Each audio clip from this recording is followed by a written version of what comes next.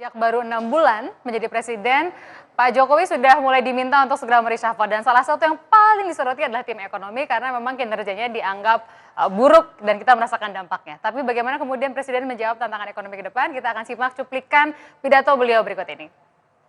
Distorsi ekonomi seperti yang terjadi dalam beberapa tahun terakhir mengakibatkan banyak ketimpangan-ketimpangan dan ketidakseimbangan dalam masyarakat dan dalam perekonomian. Spekulasi aset yang menggembungkan nilai aset membuat kesenjangan sosial semakin besar.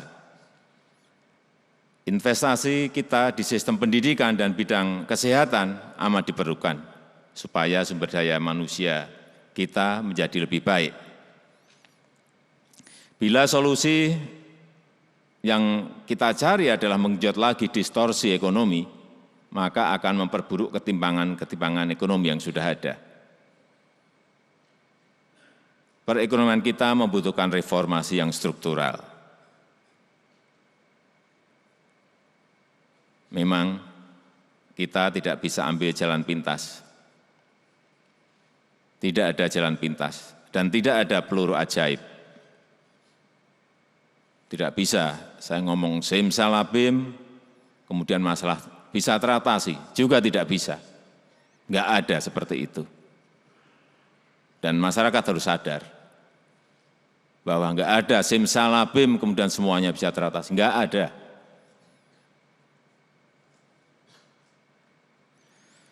Satu lagi ketimpangan ekonomi yang terjadi adalah, tadi juga sudah disampaikan oleh Pak Darmin, mengenai industri kita yang ketinggalan sekali.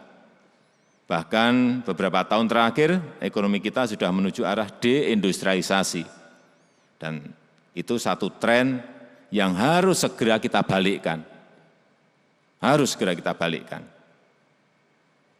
3 minggu yang lalu, saya berkunjung ke Batam, ke galangan kapal di Batam. Bapak Ibu bisa bayangkan, Indonesia adalah zona ekonomi maritim terbesar di dunia. 2/3 wilayah Indonesia adalah air. Namun pada saat ini, 80% dari semua kapal yang kita beli setiap tahun adalah dari impor. Padahal galangan kapal di sini siap. 3 orang sudah hadir, Mas Ihsan Mojo. Selamat malam, Mas. Dari Ketua Umum Projo, Pak Budari Setiadi, dan kemudian Mas Firmansyah. Kita sebut sebagai akademisi iya, staf presiden di periode sebelumnya juga iya, pengamat ekonomi iya. Mari kita ke Mas Ihsan dulu. Mas Ihsan, minimal dari cuplikan yang menarik itu aja ada beberapa kata kunci yang tidak ada pil pahit, tidak ada peluru ajaib, nggak ada simsalabim.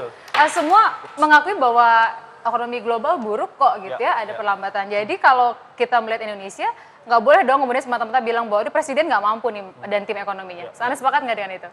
Jadi sebenarnya kalau dilihat dari perlambatan yang ada di Indonesia bisa dipilah dua. Ada yang disebabkan dari luar, tapi saya juga melihat sesungguhnya faktor dari dalam kita sendiri, dari faktor domestik berkontribusi juga. Saya ambil contoh salah satunya mungkin yang di-quote tadi oleh Pak Presiden adalah masalah subsidi BBM ya. Subsidi BBM ini jauh-jauh hari sebenarnya sudah banyak yang memperingatkan bahwa walaupun langkah ini perlu ya buat penghematan, masalah restrukturisasi fiskal, tapi tetap harus terukur. Kenapa saya bilang terukur? Karena memang perlambatan kita punya konsumsi sekarang, domestic demand, salah satunya disebabkan adalah kebijakan penghapusan BBM yang secara dramatis ini.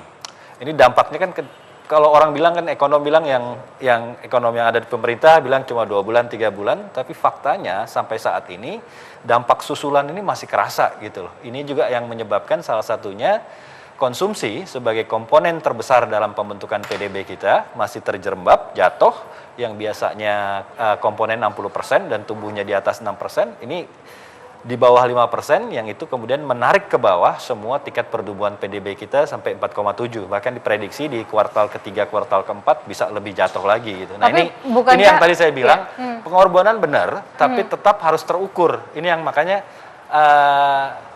ya silahkan ambil kebijakan, tapi juga harus dihitung. Kan pada saat yang sama sebenarnya Pak Jokowi ini berharap ada realokasi, switching fiskal dari BBM ke infrastruktur. Betul. Tapi kenyataannya, nah ini infrastrukturnya masih tersendat. Tadi yang saya bilang macam-macam bukan hanya masalah faktor pembiayaan. Faktor pembiayaan masalah penting, tapi satu hal juga yang menjadi utama adalah ternyata kalau kita lihat, kita bahas adanya nomenklatur baru di pemerintahan yang belum dalam tanda kutip benar-benar gitu, maksudnya benar sudah disahkan, sudah bisa jalan, sudah sesuai dengan undang-undang yang ada. Saya ambil contoh misalnya Pak Budi ini, misalnya Kemenko Maritim, ya kan, itu kan Kemenko Maritim portofolio baru, betul. nomenklatur baru. Nah, ini gimana misalnya mau bikin proyek, mau bikin anggaran, kalau misalnya deputinya belum ada, stafnya belum ada, orang-orang yang ditempatkan yang menjalankan proyek belum ada, kan repot. Jadi bahkan saya dengar sampai 6 bulan terakhir ini, sampai sekarang belum punya deputi, dia kan repot. Gimana orang mau kerja, mau nyairin proyek, mau bikin anggaran, mau bikin infrastruktur macam-macam, tol laut macam-macam, kalau orang kementeriannya nggak ada isinya gitu loh, mungkin cuma menteri sama staf yang pribadinya dia. Jadi itu yang tadi saya bilang, ada faktor domestiknya juga. Saya ke Mas Firmansyah, jadi kan disebutkan bahwa karena subsidi BBM yang dicabut ini ada ruang fiskal yang lebih besar. Kan infrastruktur itu kan nggak bisa cepat.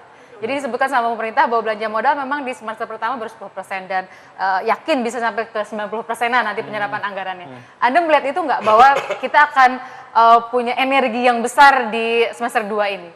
Ya, semua kita berharap ya bahwa di periode Juli sampai Desember nanti akan ada usaha yang dramatis untuk segera proyek-proyek infrastruktur ini bisa terserap.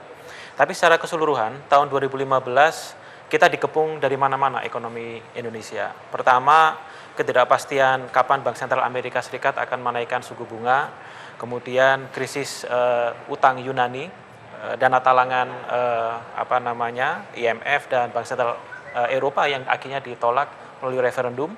Kemudian sekarang krisis di Cina.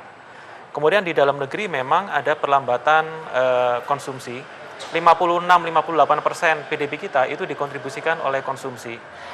Kemudian juga proses pengalihan BBM bersubsidi yang dilakukan secara progresif bersamaan waktunya dengan APBNP bulan Februari disepakati, ada penyesuaian nomenklatur, kemudian juga ada beberapa pekerjaan administrasi yang harus diselesaikan terlebih dahulu, maka belanja pemerintah tidak bisa lagi kita andalkan di semester pertama.